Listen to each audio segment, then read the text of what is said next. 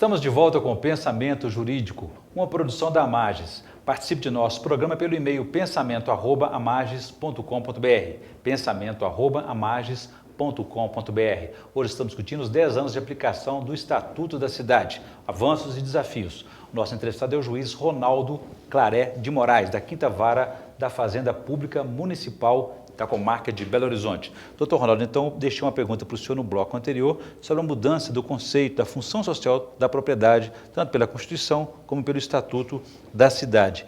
Aquela figura do proprietário descuidado, de deixar um terreno enorme, ocioso, isso ainda está em extinção ou existe ainda? Eu acredito que ela está em extinção. O Estatuto da Cidade trouxe de forma clara que os imóveis subutilizados, ou seja, aqueles ociosos, especialmente aqueles em que as pessoas adquirem para exploração pura e simplesmente. Chamada especulação imobiliária. Eles estão com os dias contados. Por quê? Porque o Estatuto trouxe instrumentos que permitem que o município imponha obrigações ao proprietário desses terrenos, desses imóveis. Quais são essas obrigações? Tais como construção num determinado tempo. E tem que construir? Tem que construir, utilizar. Um prazo de 5 anos, por exemplo? Pode ser até menos, pode ser até 3 anos. Isso que decide a prefeitura? É a prefeitura, de acordo com o plano diretor, que é um objeto do Estatuto da Cidade. Que vai orientar esse crescimento. Vai orientar esse crescimento. Além dessa possibilidade de impor a obrigação da construção, o município pode cobrar IPTU progressivo. Diferenciado, que pode chegar a 15% ao ano sobre o valor de avaliação do imóvel. O município pode, se não atendido a nenhuma dessas imposições, ele pode fazer a desapropriação desse imóvel com pagamento de títulos da dívida pública em até 10 anos, parceladamente. Ou seja, o proprietário tem que se enquadrar. Exatamente. Essa forma de desapropriação, ela é muito severa, porque a desapropriação normal, o ente desapropriador tem a obrigação de pagar integralmente à vista o valor do imóvel. E nessas hipóteses, o município teria a possibilidade de desapropriar e pagar com títulos para vencerem em 10 anos. E finalmente, ainda poderia criar uma opção de compra em algumas regiões do município, preferencialmente, é o direito de preempção. Entendi. Para o município. Uma opção de compra, né? Doutor Ronaldo, esse assunto é muito interessante porque culturalmente, historicamente, os grandes proprietários empurram o crescimento da cidade para a periferia. Mas eu quero voltar a esse assunto daqui a pouco. Primeiro eu gostaria de chamar os nossos universitários da Faculdade de Direito da PUC Minas para fazermos as perguntas e me ajudar a entrevistá-lo. Eu gostaria então de chamar a primeira pergunta do Frade, por favor, depois Larissa e Laísa.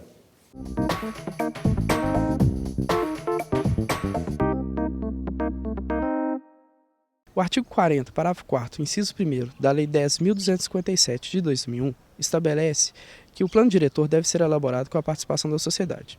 Assim, podemos afirmar que a ausência de participação popular no processo de elaboração do plano diretor enseja a nulidade das licenças edilícias expedidas com fundamento na ordenação do solo.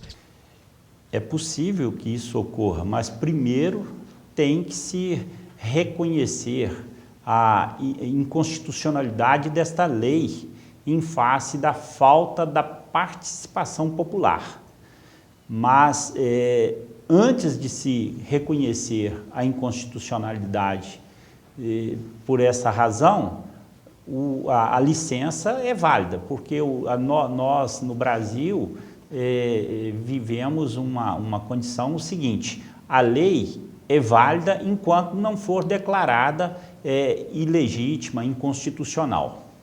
A Lei 10.257 de 2001 definiu no artigo 2º, inciso 1º, a garantia ao direito à moradia como uma das principais diretrizes gerais da política urbana. Boa parte da população de baixa renda brasileira habita em áreas de preservação permanente. Minha pergunta: é possível aplicar a ponderação de valores para dirimir conflitos de interesses envolvendo o direito à moradia e a proteção ao meio ambiente, com fundamento no cumprimento da função social da propriedade urbana? Clarice, isso é uma questão difícil, porque, na verdade, o que a gente observa é que os entes públicos tentam solucionar esses problemas dessas áreas de preservação, mas as políticas adotadas até hoje não estão sendo suficientes para evitar ou mesmo impedir que haja ampliação dessa situação. Mas, enquanto não se tem uma solução definitiva, é possível fazer esse equilíbrio mencionado por você. O plano diretor é definido no artigo 182, parágrafo 1º da Constituição Federal e no artigo 40 da Lei 10.257 de 2001 como um instrumento básico da política de desenvolvimento urbano. Em breve, o Supremo Tribunal Federal julgará o recurso extraordinário 607.940 e decidirá sobre a obrigatoriedade do plano diretor para a legalidade de ações de política urbana. Em vista disso, é possível afirmar que a adequação às regras, à ordenação territorial previstas no plano diretor é requisito de validade para a aprovação de condomínios fechados e para as licenças edilícias nas áreas urbanas do município? Ah, com certeza. Veja bem, se você tem um plano diretor que estabelece regras para as edificações, essas regras têm que ser cumpridas. Então, as licenças para a construção, licenças edilícias, têm que obedecer essas regras. Se não obedecerem, elas estarão descumprindo uma lei e o descumprimento gera como consequência a nulidade dessa autorização. Muito bem. Agradeço então a participação dos estudantes da Faculdade de Direito da PUC Minas, Alfraite, Larissa e Laísa. Pegando a carona na pergunta da Larissa ali sobre a ocupação irregular, às vezes, de áreas preservadas ou não, ou até de áreas de risco também. Como é que o senhor avalia isso? Porque geralmente a pergunta que eu deixei para o senhor anteriormente, os grandes proprietários empurram, né, o crescimento da cidade para a periferia, onde não existem serviços, infraestrutura de serviços urbanos. Como é que o senhor avalia isso? Esse é um problema social muito grave, porque nessas áreas estão as pessoas com o menor poder aquisitivo.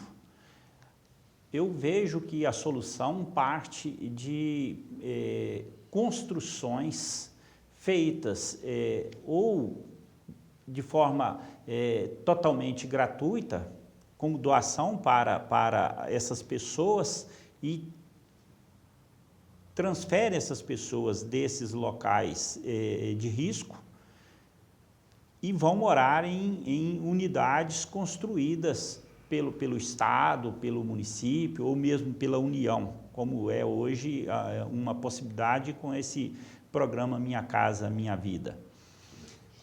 Doutor Ronaldo, vou fazer um novo intervalo. Gostaria então que no próximo bloco o senhor explicasse um pouco para a gente mais como é que o Estatuto prevê essa dificuldade nas grandes cidades, nas regiões metropolitanas, sobre transporte urbano e outros serviços como postos de saúde, escolas, próximo onde vive o cidadão. A gente volta então em instantes.